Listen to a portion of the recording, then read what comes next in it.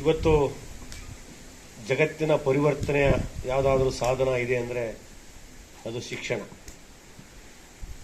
ಜ್ಞಾನಕ್ಕೆ ಮಿಗಿಲಾದ ವಸ್ತು ಬೇರೆ ಇಲ್ಲ. ಇವತ್ತೇನು ನಾವು ಇವತ್ತು ದೇಶದಲ್ಲಿ, ರಾಜ್ಯದಲ್ಲಿ, ಪ್ರಪಂಚದಲ್ಲಿ ಬದಲಾವಣೆಯನ್ನು ಕಾಣ್ತಾ ಇದ್ದೇವೆ, ಪರಿವರ್ತನೆ ಹೊಂದ್ತಾ ಇದ್ದೇವೆ ಅಂದರೆ ಅದು ಶಿಕ್ಷಣದಿಂದ.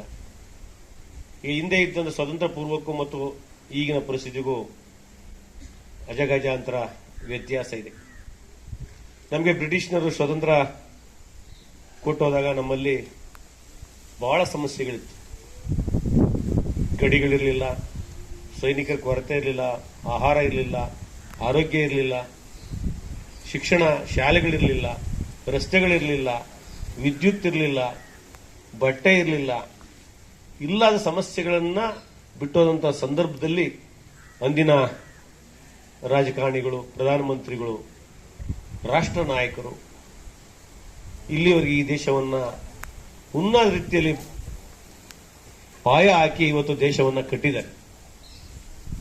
ಅವತ್ತು ಡಾಕ್ಟರ್ ಬಿ ಆರ್ ಅಂಬೇಡ್ಕರ್ ಕೂಡ ಅವತ್ತು ಸಂವಿಧಾನವನ್ನು ರಚನೆ ಮಾಡುವ ಮುಖೇನ ನಾವೆಲ್ಲ ಒಂದೇ ತಾಯಿಯ ಮಕ್ಕಳ ರೀತಿಯಲ್ಲಿ ಇವತ್ತು ನಾವು ದೇಶದಲ್ಲಿ ಬಾಳ್ತಿದ್ವಿ ಅಂತಂದ್ರೆ ಅದಕ್ಕೆ ಕಾರಣ ಡಾಕ್ಟರ್ ಬಿ ಆರ್ ಅಂಬೇಡ್ಕರ್ ಕೊಟ್ಟಂತಹ ಸಂವಿಧಾನ.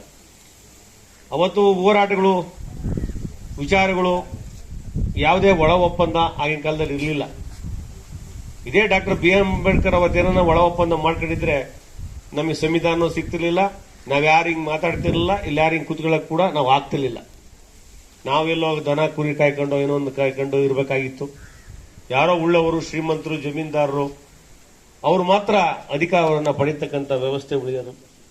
ಅಂಬೇಡ್ಕರ್ ಅವರು ಹೆಣ್ಮಕ್ಳಿಗೆ, ಎಲ್ಲ ವರ್ಗದ ಜನರಿಗೆ, ಅವ್ರು ಓನ್ಲಿ SC/ST ಸಮಾಜದ ಎಲ್ಲ ಕುಳಿತಕ್ಕಂಥ ಎಲ್ಲ ಸಮುದಾಯದ ಬಡವರ ಹಿತಚಿಂತಕರಾಗಿ ಮಾಡ್ತಕ್ಕಂಥದ್ದು ಈ ಒಂದು ಸನ್ಮಾನ ಕಾರ್ಯಕ್ರಮವನ್ನು ಮುಗಿಸ್ತಾ ಇದ್ದೀವಿ. ಇವತ್ತು ನಾವು ಸಂವಿಧಾನವನ್ನ ನಾವು ಉಳಿಸುವ ಮುಖೇನ, ಆ ತತ್ವಗಳ ಅಡಿಯಲ್ಲಿ ನಾವು ಜೀವನ ಮಾಡೋದ ಮುಖೇನ ನಾವು ಸುಂದರವಾದ ರಾಷ್ಟ್ರವನ್ನು ನಿರ್ಮಾಣ ಮಾಡುವಂತ ಶಕ್ತಿ ನಿಮ್ಮಲ್ಲಿದೆ.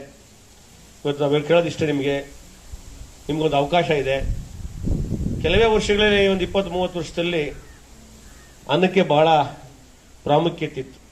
ನಾವು ವಿದ್ಯಾಭ್ಯಾಸ ಮಾಡುವಾಗ ಊಟ ಸಿಗ್ತಿರ್ಲಿಲ್ಲ, ಬಡವರು ಎಲ್ಲ ಇದೇ ಜಮೀನು ಇದ್ರೂ ಕೂಡ ಅವತ್ತು ಬರಗಾಲ, ಮಳೆ ಇರ್ತಿರ್ಲಿಲ್ಲ, ವ್ಯವಸಾಯದ ತಾಂತ್ರಿಕತೆ ಕಮ್ಮಿ ಇತ್ತು, ತಂತ್ರಜ್ಞಾನ ಇರಲಿಲ್ಲ, ಏನೋ ನಾವೀಗ ಫರ್ಟಿಲೈಸರ್ಸ್ ಅವು ಕೂಡ ಇರಲಿಲ್ಲ, ಮತ್ತು ಮಾಡ್ತಕ್ಕಂಥ ಪದ್ಧತಿ ಕೂಡ ಹಳೆ ಪದ್ಧತಿನೇ ಇದ್ರಿಂದ ಉತ್ಪತ್ತಿ ಕಮ್ಮಿ ಇತ್ತು.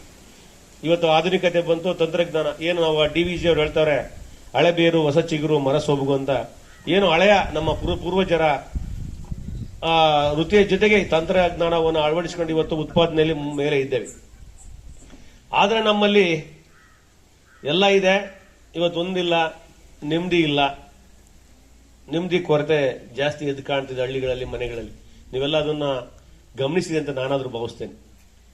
ಹಿಂದೆ ನಾವೆಲ್ಲ ವರ್ಷಕ್ಕೆ ಒಂದೇ ಜೊತೆ 2 ಜೊತೆ ಅಷ್ಟೇ ಬಟ್ಟೆ ಕೊಡಿಸ್ತಿದ್ದು. ಅವಾಗೆಲ್ಲ ನಾವಿಂದ ಕೂತ್ಕೊಂಡು ಎಲ್ಲ ನಾವು ಬರಗೂರು ಹೈಸ್ಕೂಲಾಗೆ ಓದಿದ್ದು, ಆಂಜನೇಯ ಸ್ಕೂಲಲ್ಲಿ ಎಲ್ಲ ನಿಕ್ಕಾರೆಲ್ಲ ಹರಿದಿರೋವು. ಆದ್ರೆ ಇವನು ಇವತ್ತು ಕುಯ್ಕೊಂಡು ಬಂದವನು. ಇವನು ಅವಾಗ ನಾವು ಕೂತ್ಕೊಂಡು ಹರಿಯೋದು ನಿಕ್ಕಾರ, ಇವನು ಸ್ಟೈಲಿಗೆ ಇವತ್ತು ಫ್ಯಾಷನ್ ಮಾಡ್ಕೊಂಡು ಬಂದವನೇ, ಹಾಕೊಂಡವನೆ. ಇದೇ ಬದಲಾವಣೆ, ಇದೇ ಪರಿವರ್ತನೆ. ಈ ಪರಿವರ್ತನೆ ನಾವು ಕೂಡ ಅದನ್ನ ಸ್ವಾಗತಿಸಬೇಕು. ಅದರಿಂದ ಏನು ಬಡತನ ಇತ್ತು, ಅವತ್ತು ಬಡತನ ಕಮ್ಮಿ ಆಗ್ತಿದೆ ಅಂತ ನಾವಿವತ್ತು ಒಳ್ಳೆಯ ಶಿಕ್ಷಣವನ್ನು ಪಡೆದು ಸಂಸ್ಕಾರಯುತವಾದ ಶಿಕ್ಷಣವನ್ನು ನಾವು ಪಡಿಬೇಕಾಗುತ್ತೆ. ಇವತ್ತು ನಾವು ಯಾಕೆ ನಡ್ಕಂತೀವಿ, ಮುಂದಿನ ದಿನಗಳಲ್ಲಿ ನಿಮ್ಮ ಮಕ್ಕಳು ಮೊಮ್ಮಕ್ಕಳು ಅದೇ ರೀತಿ ನಡ್ಕಂತ. ನೀವು ಮನೆಯಲ್ಲಿ ನಿಮ್ಮ ತಂದೆ ತಾಯಂದಿರಿಗೆ, ಹಿರಿಯರಿಗೆ ಗೌರವ ಕೊಡಿ. ನಿಮ್ಮ ಅಪ್ಪ ಅಮ್ಮನ ಜೊತೆ ಕೆಲಸ ಮಾಡಿ, ತಾತ ಜೊತೆ ಚೆನ್ನಾಗಿ ಬೆರೀರಿ. ನೀವು ಬರುವಾಗ, ಸ್ಕೂಲಿಂದ ಬರುವಾಗ ನಿಮ್ಮ ಅಪ್ಪ ಅಮ್ಮಲ್ಲಿ ನಮಸ್ಕಾರ ಮಾಡ್ಕೊಂಡು ಬನ್ನಿ. ಆವಾಗ ಅವ್ರಿಗೆ ಕೂಡ ಬಹಳ ಸಂತೋಷ ಬರುತ್ತೆ, ಪ್ರೀತಿ ಬರುತ್ತೆ, ಚೆನ್ನಾಗಿರುತ್ತೆ, ಮನೆಯ ಸಂತೋಷ ಇರುತ್ತೆ. ನೀವೆಲ್ಲಿ ಮನೆಯಲ್ಲಿ ಸಂತೋಷ ಇರಲ್ಲ, ನಿಮ್ಮ ಮನೆಯಲ್ಲಿ ಏನೇ ಸ್ಪೆಷಲ್ ಮಾಡ್ಕೊಂಡ್ರೆ ನಿಮ್ಮ ಅಪ್ಪ ಅಮ್ಮ ಕಿತ್ತಾಡಿ ನೀವೇನೋ ಹಬ್ಬ ಮಾಡಿ ಅವತ್ತು ನೆಮ್ಮದಿ ಇರುತ್ತಾ? ಆಗುತ್ತೆ? ನೆಮ್ಮದಿ ಇರುತ್ತಪ್ಪ? ನೆಮ್ಮದಿ ಇರಲ್ಲ. ಅದರಿಂದ ಯಾವುದೇ ಕಾರಣಕ್ಕೂ ಈ ಕಿತ್ತಾಟಕ್ಕಾಗಿ, ಇನ್ನೊಂದಕ್ಕಾಗಿ, ಅಸಮಾಧಾನಗಳಿಗಾಗಿ ಅವಕಾಶನ ಕೊಡಬೇಡಿ.